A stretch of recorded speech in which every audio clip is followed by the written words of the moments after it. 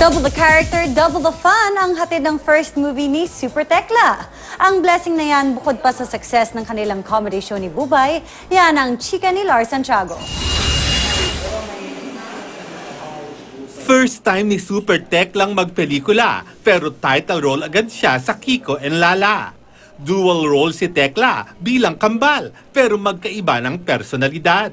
Si Lala on the side ng pasyonista, masayahin, lahat ng mapangarap, alam mo yung ganon. Yung typical na na gay na maganda, ganon, maganda. Oo. And of course, si Kiko naman, ito yung na, gwapong-gwapo sa sarili niya. So, magkaano kami dito, twin kami, and then, basta!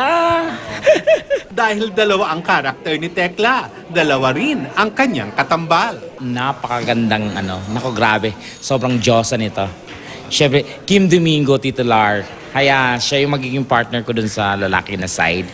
And then, sa babae, si naman, Derek, na stereo. Makakasama rin ni Tekla sa pelikula, sina Divine Tetay, Kiray Celis, Joe Berry at si Ay de las Alas. Pangako ni Tekla, sobrang nakatatawa ang kanilang pelikula. Doon ko nilabas yung craft ko.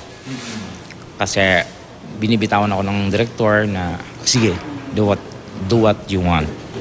Pero stick lang doon sa pinaka-gist ng story. Hindi lang ang first movie break ni Tekla ang kanyang ipinagpapasalamat, kundi pati ang matagumpay na Sunday night show nila ni Bubay sa GMA na The Bubay and Tekla Show. Marami ang pumupuri kina Tekla at Bubay sa mahusay, natural at nakatatawang sagutan nila sa show. Gugulat lang kami, dalawa, pagka nagsabay kami, nagda-drive kami, may rapport. So na komedyante rin ako, alam ko rin yung niya, alam ko kung paano siya saluin, alam ko kung saan siya susuportaran. Kaya nung pinagsama may chemistry. Lars Santiago, updated sa showbiz happening.